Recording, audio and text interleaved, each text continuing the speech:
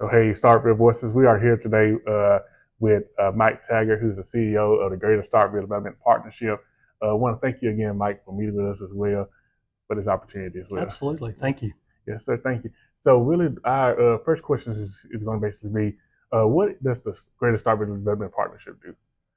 So our mission is community development, traditional community development. And so our goal is to make certain, that first and foremost, that the residents of Starkville, that we have the greatest quality of life that is possible. And we work toward in really four major advocacy areas, and that includes public education, public safety, healthcare, and infrastructure. Okay, amazing. So, for people who may not know yet, what role does the community play in those aspects as well to help out the Greater Starkville Development Partnership? Oh, it's huge. We work primarily with the business community. That is the case, but we work with all sorts of public groups, NGOs. We work with nonprofits. Okay. Of course, all of those are fueled by the citizens of Starkville, and so we work with all those different groups for the betterment of Starkville, trying to advocate.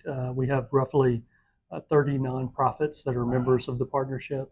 And so we work. You don't have to be a member. That's not a requirement. However, we do have 30 that are members of our organization, and we work with anyone who's interested in the betterment of Starkville. Yes, sir. That's amazing work.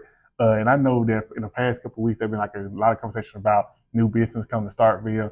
How does that role play a part with this organization? And then what are some factors that y'all are seeing that are leading business to Starkville as well? Yeah, great question, and it's all interconnected. It's all part of the same equation.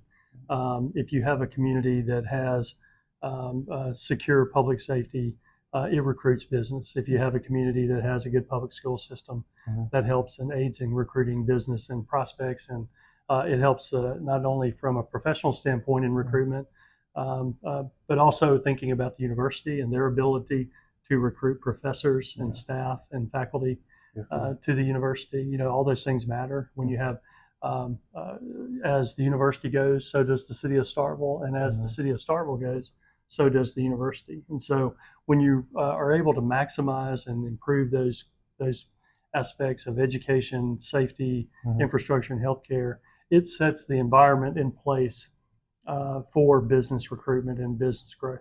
Awesome. That's amazing. There's some things that we're seeing here today in Starkville as well, along with our hosts, to see more business come as well. So hoping they begin to see those things Absolutely. that Starkville has to offer for us. I would say, what excites you most about Starkville's future over the next couple of years? You know, we have made tremendous improvements in so much of the quality of life issues in Starkville. There's nowhere but up to go. And so you think about investments that our city has made in the parks and recreation, tremendous investment by the city of Starkville to improve, and that's a direct quality of life issue.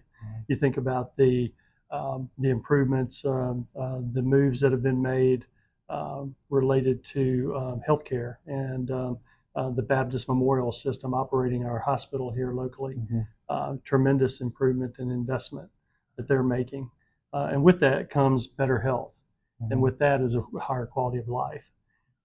Again, public safety and education, all the improvements that are being made in those areas, it just sets the stage for one, so the residents here have that improved quality of life, but also as being a business advocacy organization, it helps in recruitment of business. Amazing, sir. And then what message would you give residents who want to continue to see growth and development within Starkville as well? Yeah, just to understand the investments that are being made are tremendous. Of course, the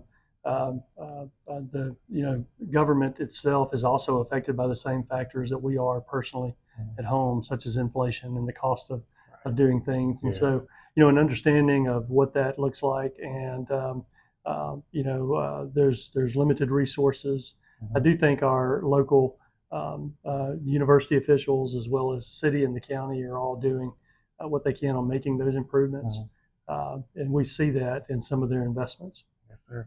Well, Mike, we do thank you again for this opportunity to talk to you today as well.